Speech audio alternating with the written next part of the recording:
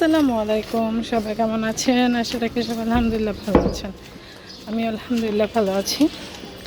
Sabir family blog থেকে, ওই যে সাবিরের মা সুমি। আমরা বাজারে যাচ্ছি আজকে। ছেলে বলতেছে, মা এই গরুর মাংস খেতে খেতে আমি আর ভালো লাগে না।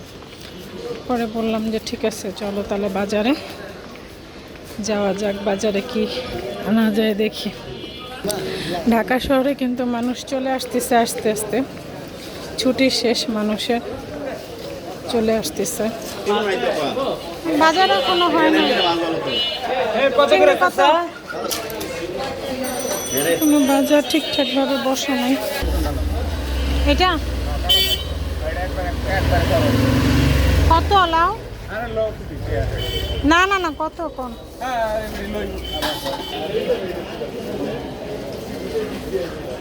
এখনো বাজার জমে নাই। মাছ বলতেই নাই, যেগুলো আছে এগুলো মানে 2-3 দিনের পচা বাছুর মাছ আছে, মিলাই জিলাই বিক্রি করে। শুধু কাঁচা বাজারগুলো একটু টাটকা টাটকা আছে। না না না, আমার ছেলে বাজারে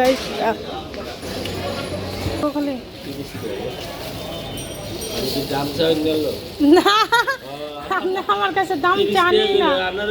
হ্যাঁ,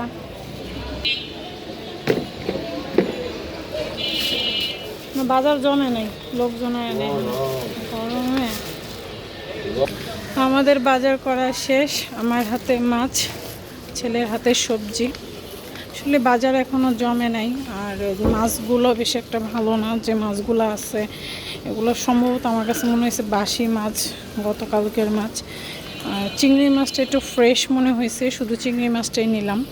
আর অন্য যা মাছ আছে এগুলো সব আমার কাছে মনে হয়েছে 2-3 দিনের আগের মাছ, মানে ঈদের পরে আইসা যে মাছগুলো কিনছে, পরে আর কোনো মাছ কিনে নেয় এরকম ওরা।